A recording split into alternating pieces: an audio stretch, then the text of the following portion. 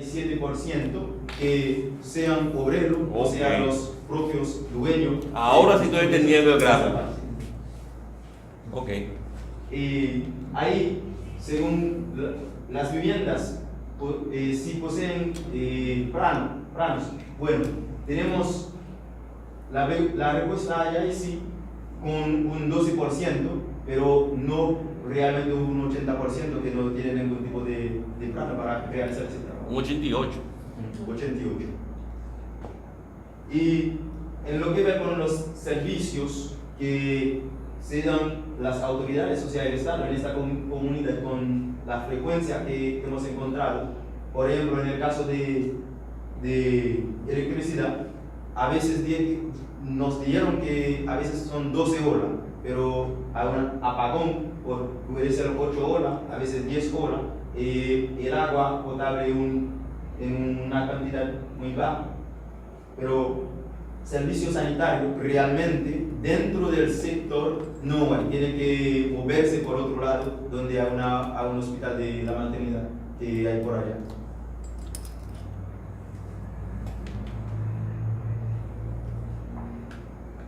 Bueno, mi nombre es Aquino Denis, voy a seguir hablando sobre la alta resolución de eso. Permiso para uso de suelo por parte de las autoridades. Aquí hay un 12% de los que 85%, 88%, que eso significa que hay tipos de suelo que el Estado no sabe quién la construyó sobre ese tipo de suelo. La comunidad ha diseñado ruta de evacuación en caso de desastre. Como hay un 94% de personas que no tienen como espacio, o sea, lugar para si hay un desastre que pueden evacuarse. Hay un 6% que se puede evacuar en una iglesia. Entonces, toda la gente que se ubica en esa comunidad no puede estar en la comunidad donde la gente se puede juntarse. La comunidad tiene o conoce sobre puntos de encuentro. Así tiene un 40%. Hay un parquecito que la gente puede juntarse y un 50%, 53% de la gente que no puede, el espacio es un poco grande para que la persona pueda juntarse.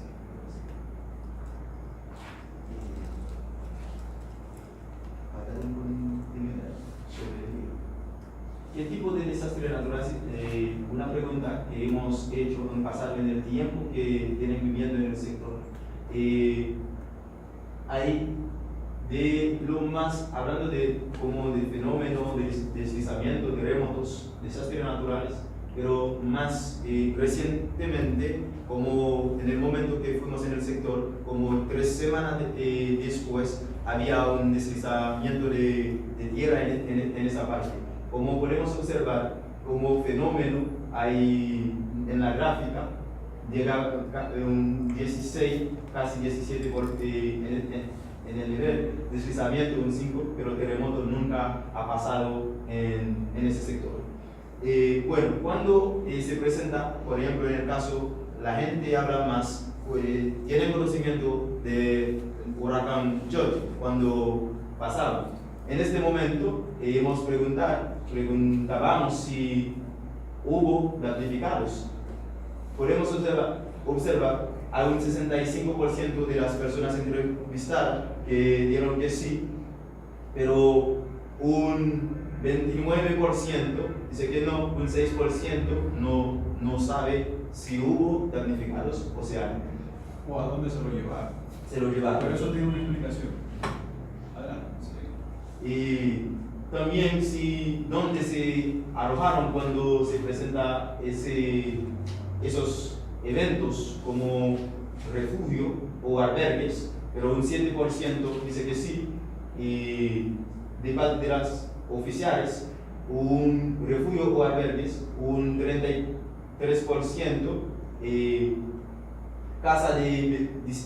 un 20% dijeron que en las casas de vecinos que no afectaba se albergan en esa parte. ¿Qué soluciones mejoró la situación? Bueno, las autoridades, 35% de las personas entrevistadas dice que había como protección civil, las autoridades locales habían intervenido, pero un 24% dice la comunidad mismo se organiza para uno ayudar a otro. Hay un 29% que dice no se sabe quién ayudó en este momento.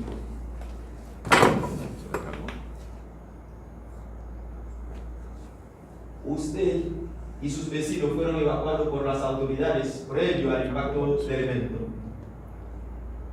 Un 23% dijeron que sí, un 65% dice que no, un 12% dice que no se sabe nada de eso.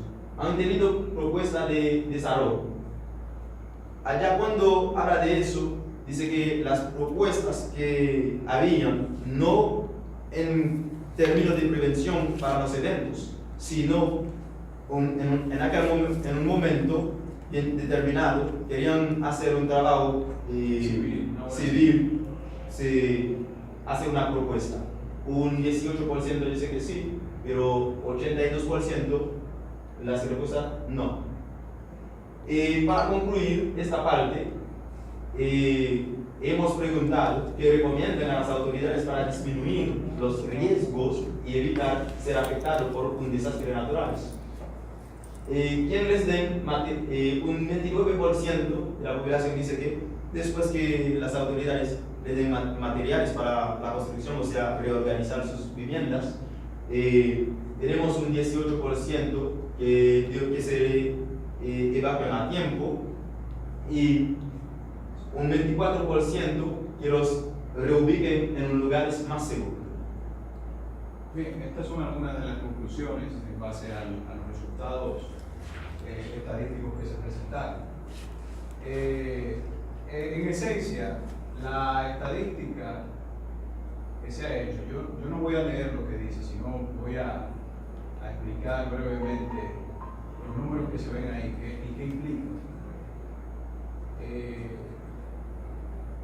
Por ejemplo, cuando hablamos del tipo de vivienda, nosotros en esencia lo que queremos es hacer lo que se denomina en análisis de riesgo un modelo de exposición, en el que se determina la tipología constructiva que hay en el emplazamiento que se estudia. Entonces esas tipologías nos dan un inventario. Ese inventario más luego nos va a permitir relacionar lo que se llama la fragilidad con la tipología constructiva. La fragilidad no es más que el daño que van a recibir estas tipologías constructivas ante una intensidad determinada de un tipo de amenaza. Entonces, en el caso de quién la construyó, ¿cuál es el objetivo de esto? El objetivo es determinar la informalidad que hay en el sector en términos constructivos, y la informalidad está asociada a vulnerabilidad física, está asociada a vulnerabilidad social, vulnerabilidad económica. Permiso, Sí. pero yo lo que quiero recuerde, trabajo social. Sí. Y decíamos política pública. Todo eso que usted encuentra ahí, que usted está diciendo, usted le podían aplicar una política Claro, pública. claro, está ahí, está más adelante. Ah. Yo lo que quiero es ambientar, porque aquí se han perdido Sí. una serie de datos muy importantes que van a servir luego para entender cuáles son las debilidades Porque aquí no están en el trabajo, no está en la política pública. Ahí nos dimos cuenta que se imprimió la versión que no era, pero de todos modos nosotros la tenemos digital y se la vamos a pasar. Se la vamos a pasar. Bueno. Entonces, en el caso de posee plano su vivienda, el mismo objetivo. Como ven, el 88% de las personas dice que no tiene planos. ¿Qué implica eso? Justamente lo que hemos venido señalando con la otra pregunta, de que hay mucha informalidad en el sector. ¿Cuáles servicios suministra el gobierno? Esa pregunta y la frecuencia con la que se muestran ahí los servicios nos permite a nosotros aducir en algún momento, cuando impacte algún evento en la comunidad, cómo pueden responder las autoridades a la comunidad. Si vemos, aun cuando no hay un evento, no hay un desastre, que es cuando se materializa el riesgo es una posibilidad. El desastre es la materialización de lo que se previó con el riesgo. Entonces, ante un desastre, las autoridades podrán responder para atender a esas personas. Estamos viendo que no. Esas personas me van a quedar solas, porque la frecuencia de los servicios es muy mala, aun cuando no ha impactado ningún evento. Permisos para uso de suelo, lo mismo, informalidad. Ahí las autoridades ni se enteraron cuando esas personas se ubicaron ahí. 88% de las personas no contó con permiso de las autoridades para estar ahí. La comunidad ha diseñado rutas de evacuación. Esta pregunta es muy esencial porque nos dice qué tan organizada está la comunidad en términos de prever o responder ante un desastre.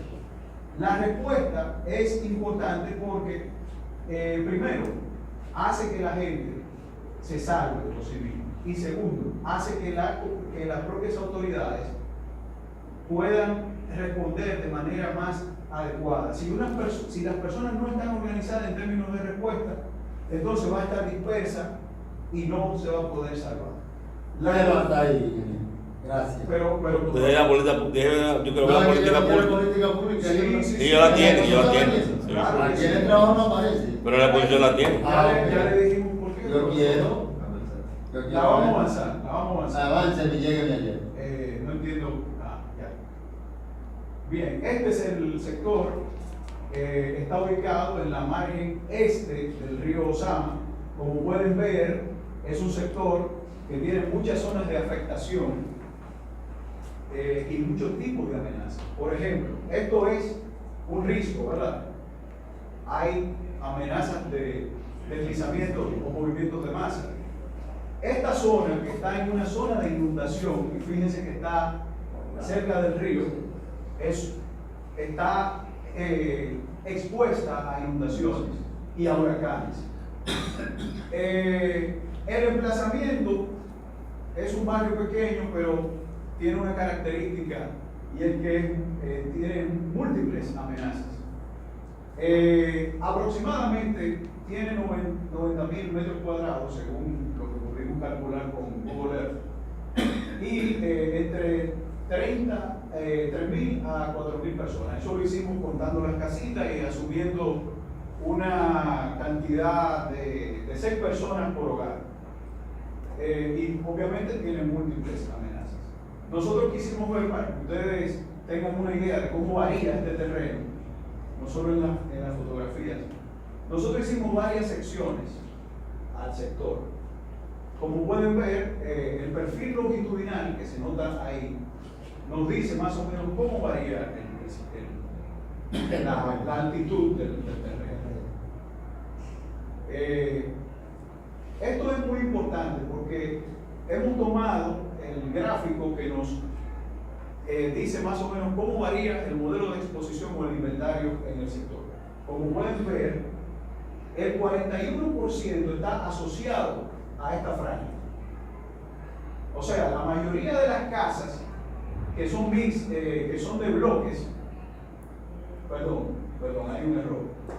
Este sector tiene una particularidad, y es que la primera franja que está en rojo es la que posee los terrenos más estables del sector. Y fue donde se emplazaron los primeros habitantes, lógicamente, ¿verdad? Luego, este sector, en la medida en que se va poblando en el 1996, qué casualidad, cuando empiezan a implementarse las políticas neoliberales, vienen llegando personas de la zona sur del país, de las provincias más pobres, principalmente de San Juan, y empiezan a poblar toda esta zona que se caracteriza por ser muy expuesta. El 41% de las viviendas están con bloques y de techo de hormigón armado, están en esta franja, la mayoría. Las mixtas están en esta franja. Aquí hay mixtas, pero es donde se encuentran ese 6% de madera. La gente no es tonta, ¿verdad? No va a invertir en una zona que es muy, muy vulnerable. Algunas de las características se pueden ver en esta foto. Por ejemplo, este perfil, esta casa la encontramos justamente en esta zona. Fíjense que es una casa de 3 pisos, de bloque, techo de hormigón armado. Y otra vez retratamos algunas de las vulnerabilidades físicas que tiene el sector. Aquí está el análisis FODA, no se ve muy bien, pero en esencia, esta comunidad tiene como fortalezas que es muy cohesionada. Y aparte de eso, la gente cree en los líderes de la comunidad.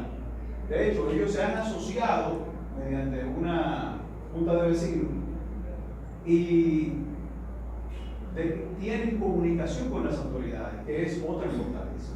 Ya hay cierto reconocimiento de parte de las autoridades.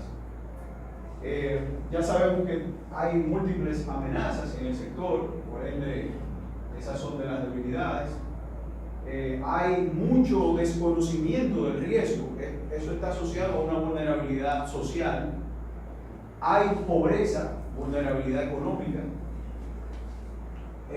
Oportunidades, bueno, la cohesión social que hay en la comunidad y el reconocimiento que las autoridades ya le han dado les va a permitir a ellos en algún momento, si tienen algún plan, que esperamos que sea les va a permitir a conversar con las autoridades para convencerlos de que ejerzan su rol. ¿Cuáles son las amenazas? En términos de ya externos, amenazas externas. Bueno, está el hecho de que las autoridades no asuman su rol, que ante la ley están señalados. Vamos a avanzar a la política pública. Estos son algunos de las recomendaciones en términos de políticas públicas. Nosotros, obviamente, tenemos que convencer a las autoridades de que incorporen esto en la agenda política. Entonces, hemos identificado varios factores para empezar a convencer a las autoridades. Está el factor natural. Bueno, nuestra comunidad, ya sabemos, lo ha dicho la compañera Heidi, tiene múltiples amenazas. Amenazas geológicas que provienen justamente del tipo de geología en el que está nuestro territorio emplazado y las cuales generan sismos, huracanes, inundaciones, deslizamientos. ¿Se acuerdan de eso? Eso es aquí, Carlos Díaz desapareció ese pueblo por un deslizamiento. Así es. Factores antropogénicos, alta vulnerabilidad social, ya lo dijimos,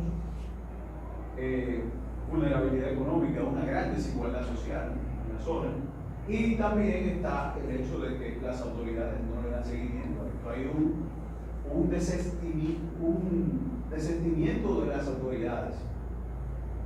Conociendo a fondo el sector, no me pueden entender. Así es.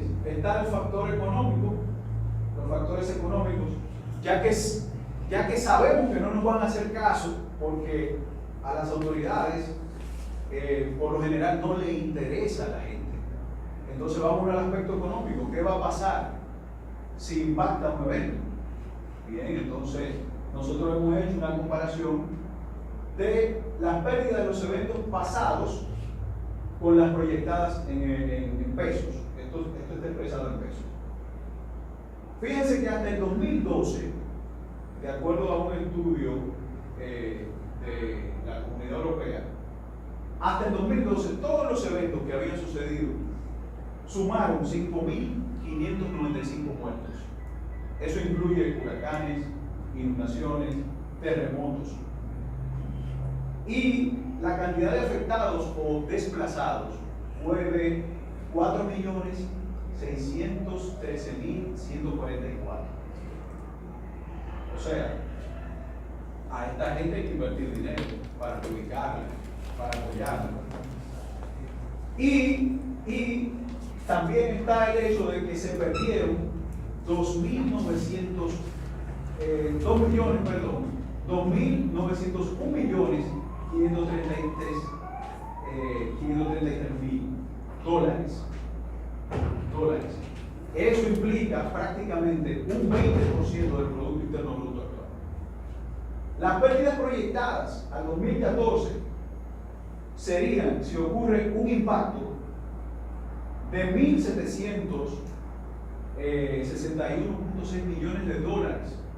Fíjense algo, debemos hacer una aclaración porque estos son todos los eventos, o sea, este es el costo económico de todos los eventos hasta el 2012. Pero resulta que la proyección hasta el 2014, o sea, entre el 2012 al 2014, las pérdidas que ocurrirían solamente por el impacto de un terremoto en el Distrito Nacional, esto es del Distrito Nacional, esto es de todo el país. Fíjense, comparen. Entonces, eso sería muy significativo y significaría casi el 6% del Producto Interno Bruto, solamente en el Distrito Nacional. Las pérdidas proyectadas reducidas. Esto es un dato muy importante porque dice que si el gobierno invierte en prevención y mitigación antes de que impacte el evento, entonces pudiéramos reducir las pérdidas a eso. 47 millones. Miren la proporción en términos gráficos. Entonces, esa es la motivación. Ahora vamos al factor legal. Ok, usted no le convence el hecho de que vamos a perder vidas, que vamos a perder la economía, el crecimiento sostenido, el desarrollo sostenido, que es lo que defiende el marco de acción de Sendai. Entonces vámonos al aspecto legal. El Estado está combinado a cumplir con la gestión de riesgo y reducción de riesgo, de acuerdo a la ley 147-12, que obliga a los ministerios a crear los sistemas nacionales de prevención, mitigación y respuesta, las PRM, la ley de Estrategia Nacional de Desarrollo, la ley 01-12, que habla justamente de que uno de los ejes transversales para mantener el crecimiento sostenido es la prevención. La ley de ordenamiento territorial y uso de suelo. Ya vieron que el Estado ni se enteró en ese desplazamiento que esa gente estaba ahí. No contaban ninguno con permiso, el 88%. ¿Cuándo van a implementar esta ley? Marco de acción de Sendai, firmado en 2015, una propuesta de organización hasta el 2030. Justamente esto lo prevén los países que tienen más experiencia en gestión de riesgo, con la finalidad de que los países como nosotros no perdamos nuestro desarrollo sostenido. De acuerdo al informe de este marco de acción, ¿saben cuánto se pierde en un año? Entre 200.000 a 300.000 millones de dólares anuales por concepto de eventos que impactan principalmente a las economías más débiles. Entonces, este marco de acción es importante porque también en su informe dice que si el Estado invirtiera por lo menos $1 en prevención, estaría ahorrándose 24 cuando impacte el evento. Entonces, aquí está ya el diseño de las políticas públicas. Nosotros hemos dividido ese diseño en dos aspectos. Ustedes ya vieron que parte del problema de esa comunidad es la vulnerabilidad social, o sea, el desconocimiento en torno al riesgo, ¿verdad? Pero también, obviamente, la pobreza. Entonces, nosotros planteamos que las autoridades, en alianza con la Comisión Nacional de Emergencia, desarrollen un plan de prevención en materia educativa que sea dirigido a la comunidad. El plan debe abarcar la multiplicidad de amenazas del desplazamiento de dicha comunidad, entre ellas inundación, deslizamiento debido a lluvias y terremotos, huracanes y terremotos propiamente. Las autoridades municipales del gobierno central, a través de sus respectivas PRM, que ya dijimos que son los sistemas de prevención, respuesta y mitigación, estructuradas conforme a la ley 147-12, crearán los protocolos necesarios relacionados con los tipos de amenazas identificados y las socializarán con la comunidad. No basta con que haya un plan, hay que socializarlo. El proceso de socialización se realizará en varias etapas. A. Los organismos de respuesta, como la Comisión de Operaciones de Emergencia, el COE, conjuntamente con autoridades del Ejército, el Ministerio de Obras Públicas, la Oficina Nacional de Evaluación y las autoridades municipales, transmitirán conceptual y de manera práctica las acciones de prevención de la emergencia y respuesta ante los diversos eventos a los integrantes de la Junta de Vecinos, a las iglesias, a los estudiantes en horas de servicio comunitario. Las autoridades trabajarán para estos fines con recursos audiovisuales y suministrarán a la comunidad herramientas de divulgación en cantidades adecuadas que permitan replicar los protocolos con todos sus integrantes. B. Los organismos de respuesta, como la Comisión de Operaciones de Emergencia, el COE, conjuntamente con las autoridades del Ejército nuevamente y las demás instituciones ya mencionadas, darán seguimiento a las acciones voluntarias de socialización emprendidas por la comunidad y los respectivos líderes de las instituciones comunitarias. 4. La PRM de las respectivas entidades gubernamentales transferirán capacidades de autogestión del riesgo. Esto es importante porque, como vieron, las autoridades ante el evento no llegaba a responderle a la gente. Lo que hacía la comunidad era tratar de salvarse como podía. Y muchos respondieron que las autoridades llegaban después, con mosquiteros, con cuestiones de pequeña envergadura, de pequeño impacto. Luego que la gente quizá había muerto o se había tenido que trasladar. Entonces, para esa autogestión se necesita empadronamiento de las personas más vulnerables y expuestas que permitan estimar cantidad de personas posiblemente evacuadas y damnificadas. Definición de rutas de evacuación seguras, identificadas por la propia comunidad. Identificación de puntos de encuentro y de refugios oficiales. Esto es importante también porque la gente no sabía dónde ir. Y ¿saben qué? Cuando nosotros le preguntábamos ¿qué puntos de encuentro tenían? Decían, nos reuníamos en la iglesia, algunos iban a la escuela, y cuando le preguntábamos, ¿y dónde se encuentran esas escuelas? Miren, una barranca que hay ahí. O sea, ellos se iban creyendo que estaban seguros, se iban a un lugar más inseguro. Hay más puntos, yo sé que el tiempo es Usted va corto. hasta ahí, ustedes cogieron mucho más de media hora. Hay algunas, el otro aspecto general, porque acuérdense que dijimos que eran dos, Sí. es la disminución de la fragilidad. Pero tienen el trabajo. Y esto es muy interesante porque abarca el aspecto económico que el Estado tiene que ejercer ahí. Que no lo ejerce, ni lo ha ejercido, ni Lo voy a Déjalo decir hasta ahí, rápido. bien. Estimaciones de costo. Estimaciones de costo.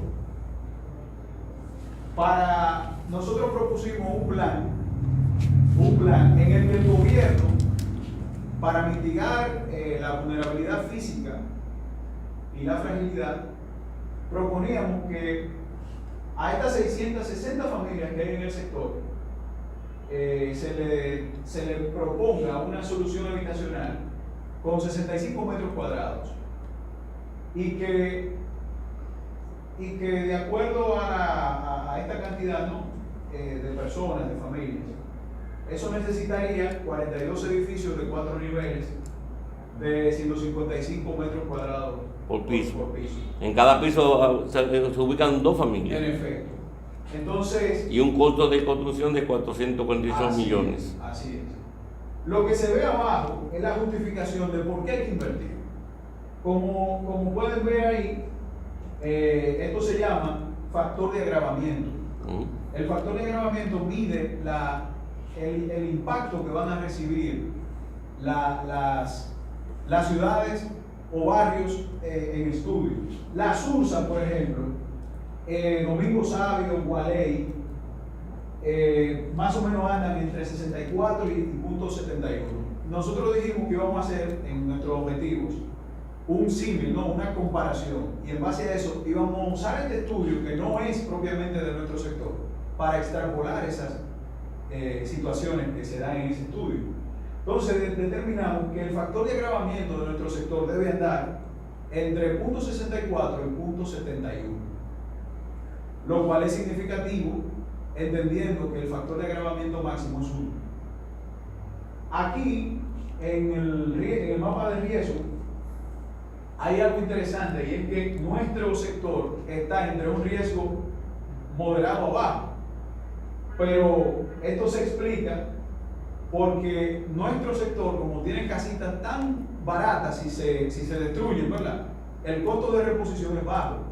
Entonces el costo es el producto de la exposición, de la vulnerabilidad y de la amenaza. Entonces, la amenaza la podemos suponer constante porque el distrito es pequeño. Sin embargo, la vulnerabilidad es variable, ¿verdad? Entonces, el costo de reposición en nuestro sector es bajo y por ende el riesgo, el mapa de riesgo que se ve acá, cuando comparamos con los sectores de referencia que usamos, tienen un riesgo moderado a bajo, pero es por esa situación. Ya. Entonces, observaciones. Quiere decir que si no se invierten esos 448 millones que ustedes plantean Ajá. en un evento, eso se multiplica por 24. Por 24. De hecho, qué bueno que usted lo plantea, profesor, porque nosotros haciendo los cálculos, si ocurre un evento sísmico, no lo quisimos extender porque este estudio es puramente es puramente para un evento sísmico que varía de 100 a 1000 años, de acuerdo a la amenaza, ¿no? De acuerdo al estudio de Sendai, nosotros proyectamos este costo que calculamos. Si el Estado invierte eso, Reduce la amenaza. se ahorraría invertir. Sí. Se ahorraría invertir eso. 83.400. No, 10.761 Ya, millones. ya. ¿Verdad? Esto que está acá es el valor producto del impacto de un terremoto en el Distrito Nacional. Wow. ¿Cuánto perderíamos? Y esto que está acá es el valor de reposición de reposición del sector donde estamos. O sea, si las casitas por un evento sísmico se caen, entonces el Estado para reponerlas tendría que invertir esto. Pero ¿qué pasa? El Estado no va a reponer esas casitas. Cuando yo quiero formar comunidades resilientes, yo tengo que irme más lejos. Por ende, ese costo va a aumentar. Claro. Y va a aumentar también la inversión de respuesta al desastre. ¿Por qué? Porque esa gente hay que trasladarla, hay que darle medicina. Y no solamente lo económico, en términos de vida humana y reparar. Claro, eso se compuso. Finalmente, las observaciones, los resultados extraídos de esta investigación, usando de referencia un sector pequeño, con múltiples amenazas y con múltiples vulnerabilidades, ponen en evidencia que el rol del Estado en materia de reducción de riesgo no se está cumpliendo, aun cuando en la República Dominicana existe un marco legal que obliga al Estado no solo a ejecutar acciones de respuesta, sino que lo obliga a estructurar todo un sistema para la gestión integral del riesgo. Además, se pone en evidencia que la inacción del Estado no se debe a la falta de conocimiento en términos de las diferentes variables que afectan el riesgo, ya que con la cooperación de distintos organismos internacionales se han realizado estudios que evidencian la realidad de nuestro territorio. Esta inobservancia de la ley estimulada por la falta de consecuencias, nos invita a sugerir que es necesario contemplar en las mismas leyes consecuencias penales para toda autoridad que no se apegue al mandato de esta. Excelente. En el ejercicio cuantitativo aproximado pudimos evidenciar cómo la inversión con el propósito de practicar